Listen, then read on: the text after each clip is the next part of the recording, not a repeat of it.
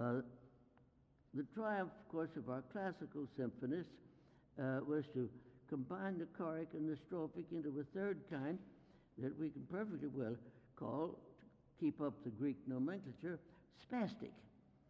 This music provides an intense, undefined emotional experience by imitating anxiety and relief patterns of visceral origin.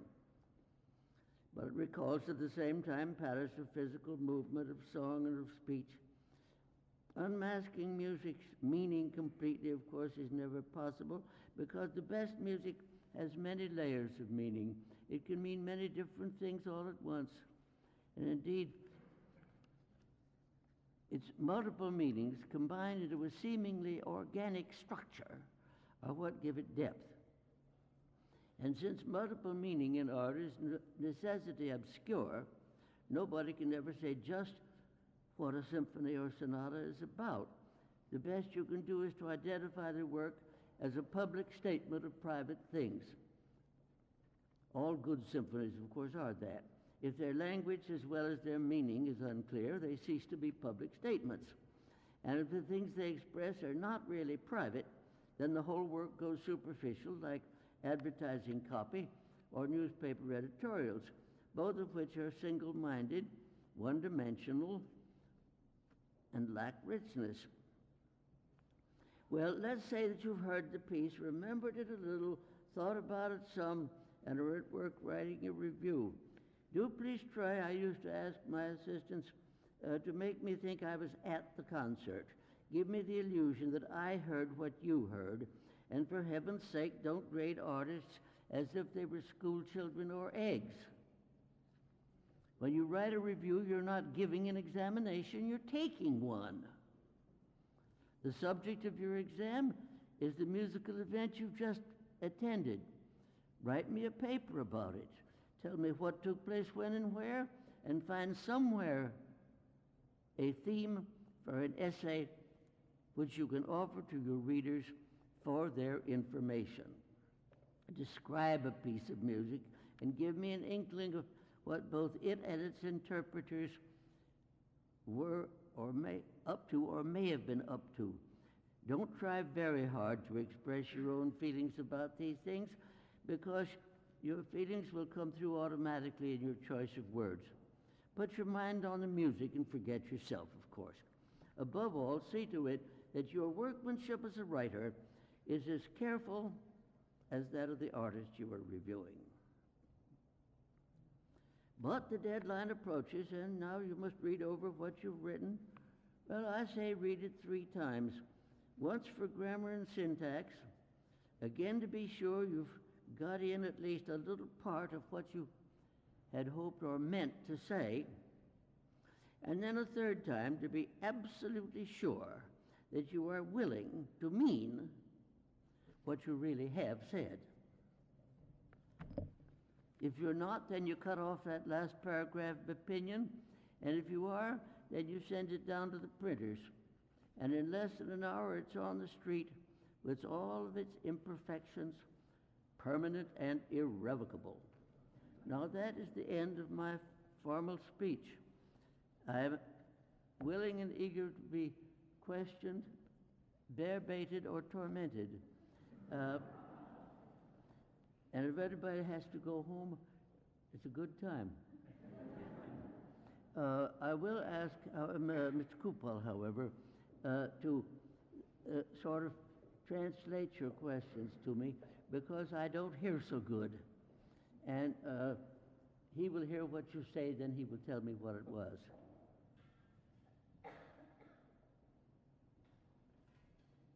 Anyone? There's one. Yeah. You talked about 5 groups of musicians or groups of composers. What group do you classify yourself? You talked about 5 groups of composers. Where do you classify yourself? Oh, I'm in the center group. I'm a neoclassical and impressionist. Oh, sure, I make picture music, and I make sonatas and symphonies and masses and that kind of thing. I also work in the theater, which is picturesque and evocative always. My particular branch of the neoclassical world is the neo-romantic, which uses rounded material rather than the jagged. And rounded material invites chromatic harmony rather than that kind of thing. Next.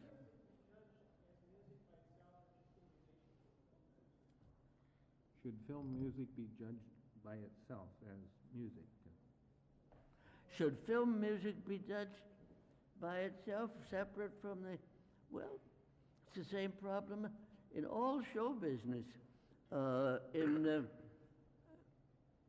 the light musical theater, that is to say, musical comedy, that kind of thing, the music comes by numbers, and they are all built for extraction.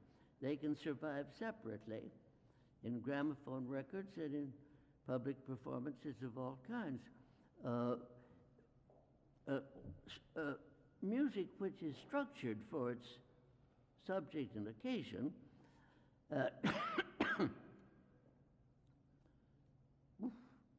it all depends on the music itself.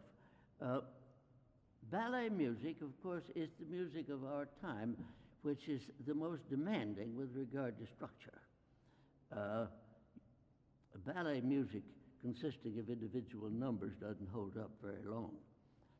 The ballets that stay in repertory 40, 50, 60, 100 years are all structured. They may be loosely structured, but they have a structure.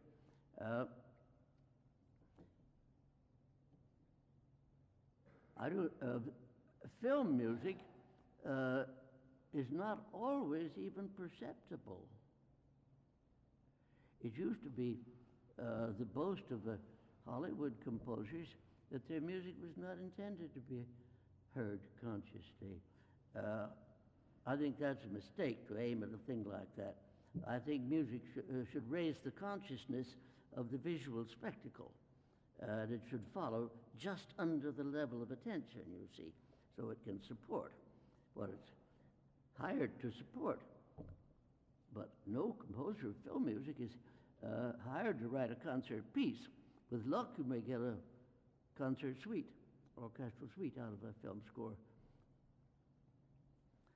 Nobody yet has ever got a symphony out of it because film scores aren't constructed with that tight a continuity. Once in a while, an opera will hold up in concert performance without any scenery or acting. Mostly it's kind of a way of introducing to your public works that are not in current repertory. If the Metropolitan Opera and the New York City Opera running as they are, both of them every year for a good part of the year, and sometimes at the same time, there's no point whatsoever in the New York Philharmonic doing a non-staged performance of Carmen. But Dmitri Mitropoulos used to give us whole works like operas or oratorios of Darius Milhaud. He would give the Electra of Strauss when the opera was not giving it, or the whole of Wozzeck, which was not being given. But to give operas in, or even acts from them in concert performance means that they must be able to hold up by their musical structure, be able to hold the attention and have sufficient rarity to justify offering them to the public without their story. Do you think that the new operas being written contemporarily are able to hold up? Do you think that the new contemporary operas are able to hold up? Well, what do you mean, the new contemporary operas? What are you talking about?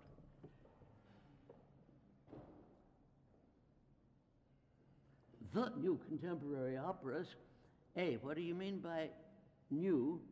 What do you mean by contemporary? And by the, do you mean all of them all over the world? I just don't know what you mean. There are lots of new operas presented every year in America and in Europe. They will hold up in, or they will go into repertory if they do. But nobody knows whether they're going to do this or not. Anybody who knew that would be justified in spending money publishing them and producing them. Would you speak about, you were thinking about transcriptions? For instance, Brahms' piano quartet orchestrated by Schoenberg, or your own orchestration of the Brahms organ prelude for symphony orchestra. The composition, what right is the composition to coexist in several different mediums? Can you hear that? Didn't hear a Come word. up, come up and say it. Will you?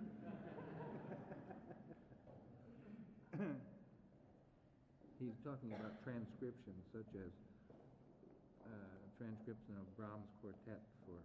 Oh, yeah, yeah. Yeah. Okay. What you're thinking about transcriptions? Well, transcriptions have been in existence as long as music has. There's absolutely nothing wrong with transcriptions. Okay. Sebastian Bach based half of his career on transcriptions, Handel his entire career. 70% of the Handel music has been identified for its origins. Do you think that the public takes the culture as seriously as they used to a number of years ago? We're all familiar with the Rive in Paris, the first performance of the Sacre, French musicologist fighting duels over the proper interpretation of an ornament. Do you think Now you've got to stop so he can say it. Thank you. Give me the first half. Do they take culture as seriously as they used to? Who? The people. Do people take culture as seriously? My heavens, culture is a serious thing that people take. Every town and village has an art center. Culture's big business. And the cultural subjects have an enormous place in the educational institutions, quite possibly more than they deserve from the way they're taught. But they have this, they owe this presence to their popularity. The students like them. Their parents want to get the students cultivated to raise the social status and the intellectual horizons. All of that. I must say that we call them the humanities now. I complain that they could be better taught, indeed. The mathematics and the sciences are far better taught than the humanities. They're taught as disciplines. And you can't get through a course without doing the work. But the humanities are, quite a lot of it's doodling.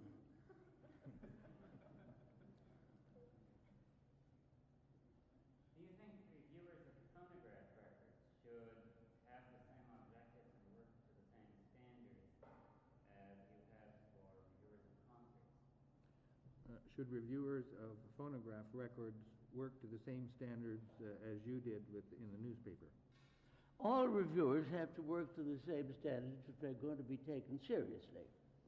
The reviewing of records has a couple of built-in difficulties. One is that the papers and magazines which publish record reviews will not publish a review of any serious length.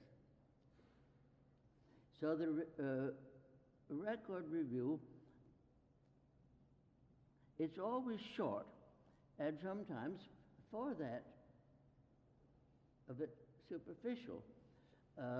Also, the reviewers themselves get a little fed up with the thing because it takes a long time to listen to these records. I remember one week in which 4 complete versions of the Meistersinger came out. Any reviewer had to review them comparatively, and each one takes 4 hours to listen to. Your paper or magazine won't publish more than about this much. For 12 hours of work. Is that fun? No. The other thing, built-in trouble, is that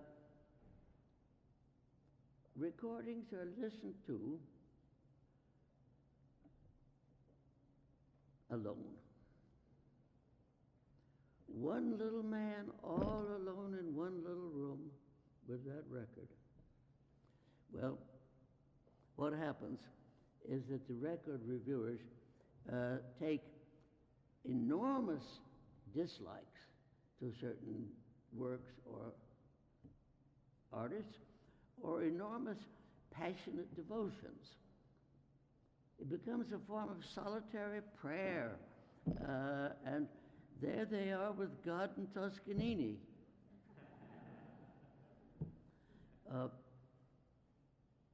So that record reviewers tend to be on the over-enthusiastic or over-antagonistic.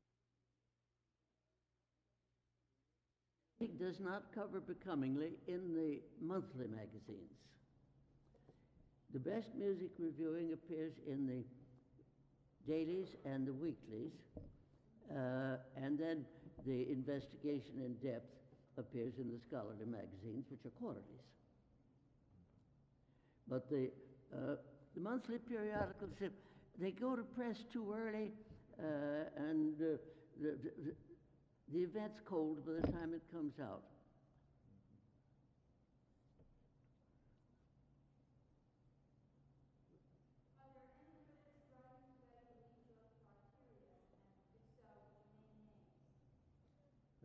Are there any critics writing today who meet your criteria, and if so, would you name names? Are there any critics writing today who meet your criteria, and if so, would you name names? Well, I don't have criteria. I just tell you how I work. They work the way they work. There was a very good music reviewer in Boston named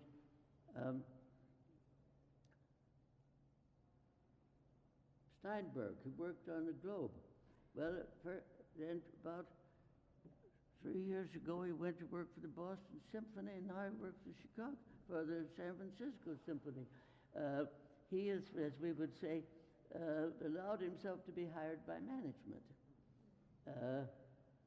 He's no longer a free agent with regard to music reviewing. He has a power situation which he enjoys because he is consulted by the conductors and their guests about programs. And he writes the program notes, which is a scholarly enterprise. He's a very knowledgeable fellow. But he's a loss to music criticism because he doesn't do it anymore. The only music reviewer in America who really knows the opera repertory is Andrew Porter of the New Yorker magazine. He knows opera repertory extremely well. He's actually a scholar on the subject and has been a fellow of All Souls and has written biographies of Verdi and people like that, and has gone into the works to such an extent that he's responsible for the English translation of most of the Wagner performances that are done today and many of the Italian operas. I don't think he's yet tried the French.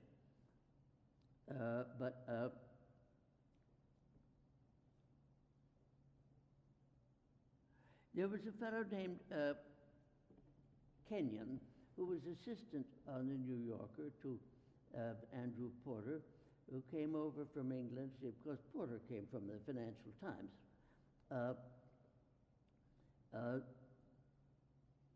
He came over to be an assistant and to write parallel reviews of other music. He did it very well. His particular field of knowledge was vocal and early instrumental music, back to, well, on the way back to medieval. He knew that well in the old instrument business. He knew extremely well. His articles were interesting because of his information. But see, I think any article is interesting for its information. I don't care what they think. I want to know what they know. Gary? We are led to believe that we are hearing some of the greatest singing of all time today. Are we truly hearing singers as well as good as Skipa's, Galporci, Melchior? Now, what did he say? He said we're really led to believe we're hearing great singing these days. Are we really hearing singing such as Skipa and earlier day singers?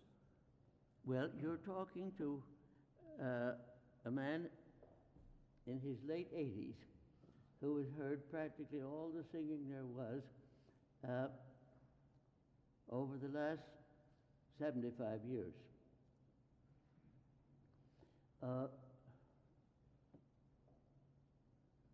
The actual performance of vocal artists at the Metropolitan Opera, which is the most expensive that anybody buys, is no better than it was in 1910, at which time I knew about it. I don't know what it was in 1890, although it was already quite famous. The Chicago Opera from 1910 or 11, when it started, was a very extraordinary assemblage of singers, but so is the New York City Opera today. The San Francisco Opera at this moment is offering Luciano Pavarotti, Gordon Caballé, Leontine Price. Those are all top of the market and top quality, even though they may be approaching just going over the edge like Leontine and Caballé, but they're still in the top quality. But there were people like that always. In my lifetime, there have been two major singing actresses and one major singing actor. The major singing actresses were Mary Garden and what's that Italian woman who died? Maria Callas? Maria Callas.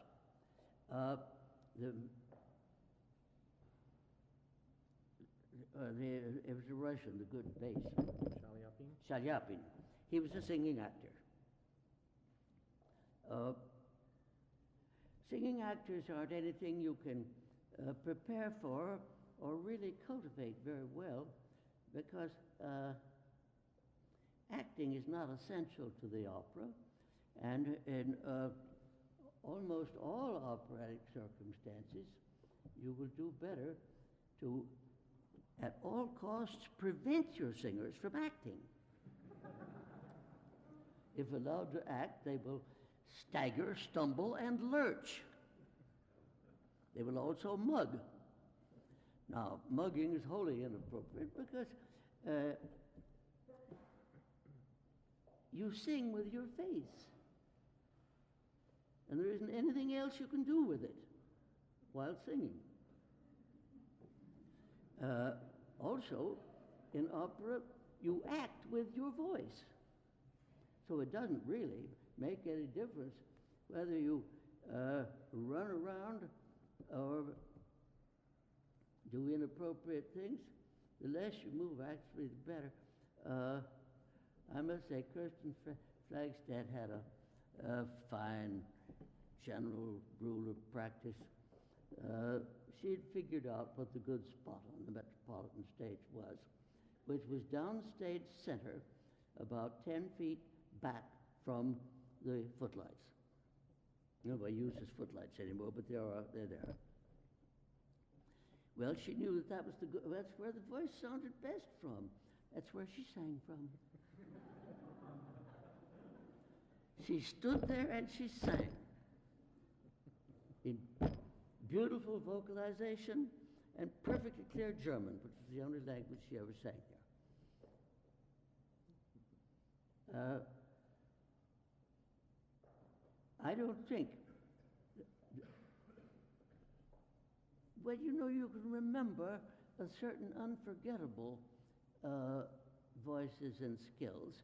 Melba was quite remarkable, stupid as anything, but the voice was pure grading. It was the most beautiful thing ever. And the legato was one pearl just touching another.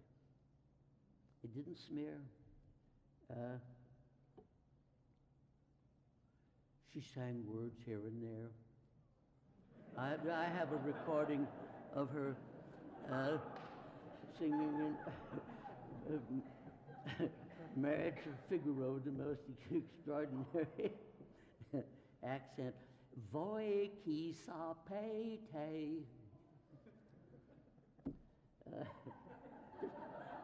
But the vocalization was of a perfection of what you might call the heavy light soprano. The light soprano that can fill a big house. It was perfection. There was an Italian woman who sang 40 years ago at the Metropolitan now. What was her name? Soprano? What? Soprano? Yes. Oh, she was a great one. She left and then ran an opera company and gave lessons in Baltimore because she had a quarrel with the management. Rosa Poncell? What? Rosa Poncell. Rosa Poncell was the dramatic soprano voice, which was velvet. The legato was perfect. The volume was clean throughout. The pronunciation was clear, but she only sang Italian. But nobody ever forgot the sound of it. Those aren't things that come along because they had better vocal teachers. It's simply those voices come along. The vocal excellence of Kirsten Flagstad was equally memorable, and Flagstad's vocal schooling was of an extraordinary perfection. But these people go on all the time and they turn up all the time. Sutherland was fairly crude 25 and 30 years ago. And then she got to be toward 40 and she thought she'd better look into those things as they do. And her husband is her accompanist. Anyway, she started smoothing it out. Today, I don't think she sings very much higher than a high C, but that's quite enough. But the voice is in far better schooled shape than it was when it was younger and more brilliant. Oh, they come along all the time. Vocal teachers are a dime a dozen, and voices in America are of great frequency. Maggie Tate explained some of that to me once. She said, voices are produced in countries where the language is spoken a bit nasally. The Italians, the Russians, the Viennese, not the North Germans, they sing straight on the vocal cords. The French, the Australians, the Americans, they all speak a bit nasally, and if they learn to put a certain nasal content in the vocal production, even a small voice like Mary Garden's or Maggie Tate's can cut through any orchestra.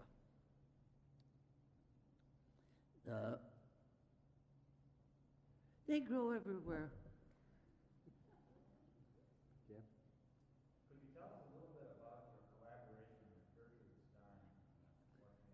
you speak about your collaboration with Gertrude Stein? No. No, come on. At this time of night. Not at this time of night.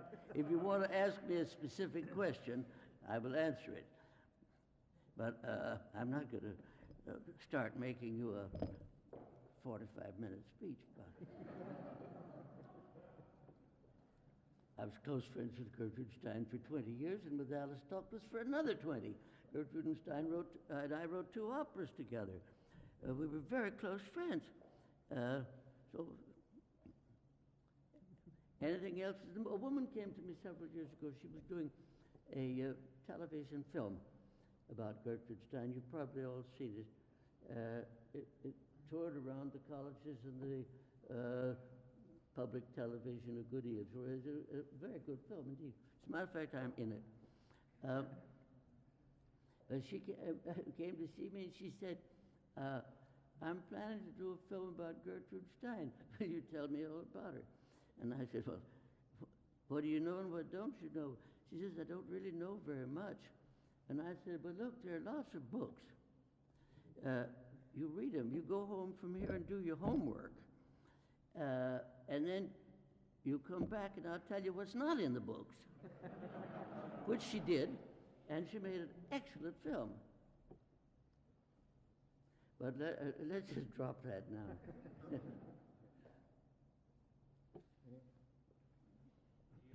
is your favorite orchestral or work that you have done? Do you have any favorites in your work? His composition? Yeah, his composition. What is your favorite orchestral composition that you have done? Of mine? Of yours. Well, any parent may have favorites, but he doesn't have the right to talk about them. One tends to have a certain weakness for the children that are not doing so well. Those that are very successful in the world, you don't have to think about them. They're no problem.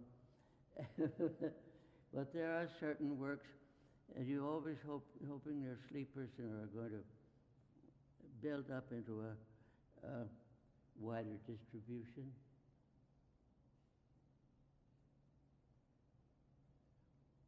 Anyone else? Well, Well, thank you very much. let us.